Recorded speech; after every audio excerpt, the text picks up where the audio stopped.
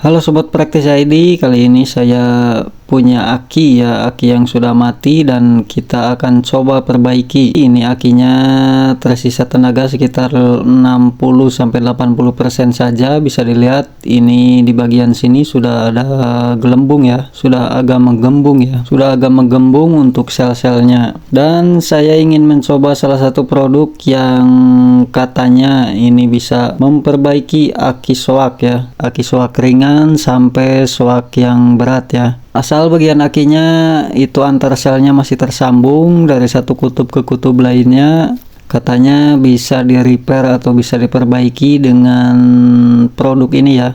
Bagaimana hasilnya? Yuk disimak. Kita unboxing. Jadi ini adalah cairan ya, semacam cairan aki, tapi ini bukan cairan aki biasa ya. Ini adalah vitamin aki ya, vitamin aki, namanya Pitetsu, dan ini alatnya ya. Ternyata kita dikasih suntikan ya untuk memasukkan cairan ke dalam akinya nanti. Dan ini adalah cairannya, Pitetsu vitamin aki, cairan perbaikan dan perawatan aki ya, basah dan kering 2 kali lipat, kembalikan tenaga aki tanpa teknisi. Jadi siapapun mungkin bisa coba ya maksudnya. Dan sudah lengkap ya, dikasih cara penggunaan disertai dengan buku panduan juga ya, buku panduan penggunaan. Di sini sudah lumayan komplit ya keterangannya. Oh, ternyata cairan ini juga bisa digunakan sebagai cairan perawatan ya.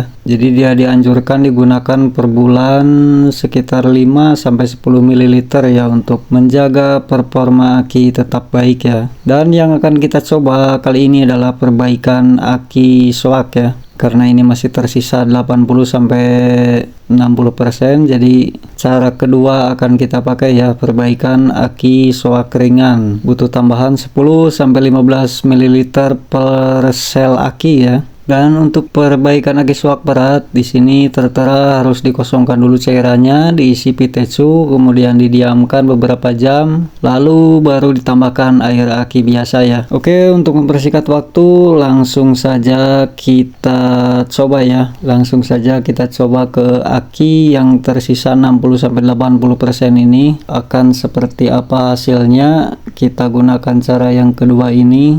Tentunya kita singkirkan dulu untuk cairannya dan kita akan coba bongkar ya di bagian sini. Untuk mengisi cairan itu harus membuka tutup akinya di bagian sini, dan ini masih segel ya, belum pernah dibuka sama sekali. Jadi pasti akan sulit banget ya. Apalagi peralatan juga belum lengkap. Kita hanya akan menggunakan ini saja ya. Kita hanya akan menggunakan pisau dapur ya. Nah, di sini ada sela-sela untuk melepaskan tutup akinya. Kita coba dengan hati-hati ya. Jangan sampai ada bagian aki yang pecah ya. Jangan sampai ada bagian di samping tutupnya ini yang pecah. Jadi kita kerjakan dengan hati-hati dan utamakan juga keselamatan ya. Jangan sampai luka, jangan terburu-buru ya. Karena proses ini pasti lama, jadi mungkin videonya akan di skip ya.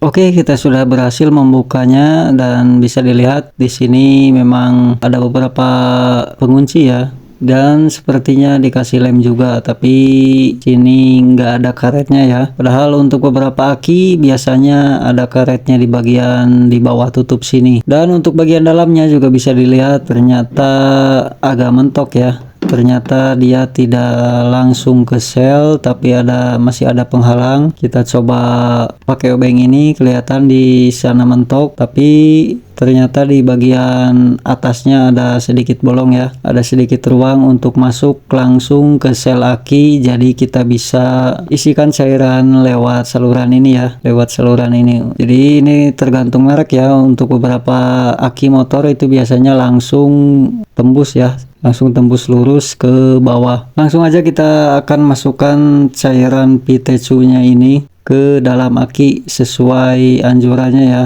10 sampai 15 ml, dan kita akan gunakan alat suntiknya seperti ini. Langsung saja kita buka. Ini pengemasan sudah lumayan rapi banget, tidak ada rembesan sama sekali ya. Tutupnya juga masih ada segel dan di dalam juga ada segel ya. Jadi memang rapi banget untuk pengemasannya, dan warna cairannya sepertinya bening ya atau putih. Kita buka semprotannya. Oke, tapi sayang banget ukurannya cuma 3 ml ya, padahal kita akan memasukkan 10 sampai 15 ml.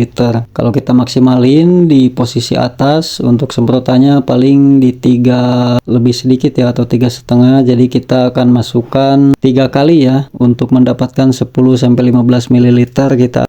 Kita skip ya videonya biar lebih cepat.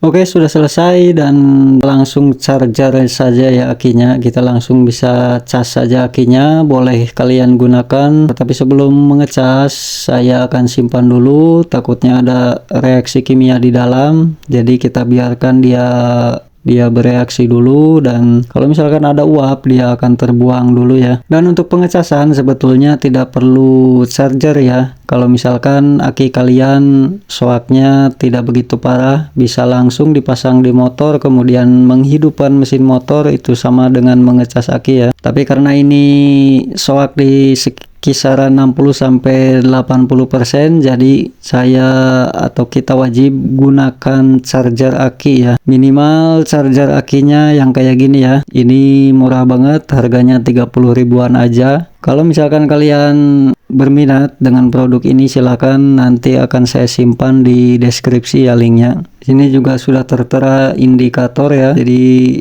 alatnya bisa mendeteksi berapa tenaga aki yang tersisa dan berapa pengisian yang diperlukan ya. Oke, langsung saja kita pasang charger akinya. Untuk yang positif, simpan di bagian positif ya. Yang warna merah ini untuk positif dan yang warna hitam untuk negatif. Jangan sampai terbalik ya. Dan seperti ini dia mulai mengisi ya di 60%. Kemudian dia akan terus berjalan. Nanti kalau misalkan sudah terisi lagi sampai 80% ya, kayak gini ya, sudah sampai 80%. Kemudian kita biarkan lagi sampai dia terisi 100% ya. Dan untuk cas aki ini jadi nggak perlu khawatir ya, karena kalau misalkan pengisian sudah full atau sudah maksimal, sudah 100%, dia akan berhenti mengisi secara otomatis ya. Jadi nggak perlu khawatir kalau misalkan kita tinggalin atau kita biarkan dia mengecas dengan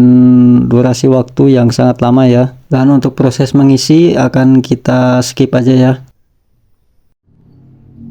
Oke, aki sudah terisi 100% ya. Dia sudah diam, tandanya sudah full, dan kita lepas aja chargernya. Dan setelah terisi seperti ini, kita tinggal coba saja. Tapi sebelum itu kita akan pasang kembali tutupnya, dan supaya tutupnya nanti terpasang dengan rapi, maka kita wajib bersihkan dulu ya bagian-bagian yang kiranya nanti bisa membuat tutup jadi nggak masuk dengan sempurna. Karena ini penting ya, karena air aki itu jangan sampai meluber keluar ya. Kalau dipakai aki itu biasanya akan panas, menguap, dan akan keluar ya kalau misalkan tutupnya tidak rapat. Jadi ini wajib dibikin rapat ya, karena ini sudah terlepas, jadi kita harus menggunakan lem. Dan di sini saya akan gunakan lem PVC atau lem paralon, lem pipa plastik ya. Kalian juga bisa gunakan lem lain, semisal lem Korea, auto sealer, atau plastik steel ya. Apapun, yang penting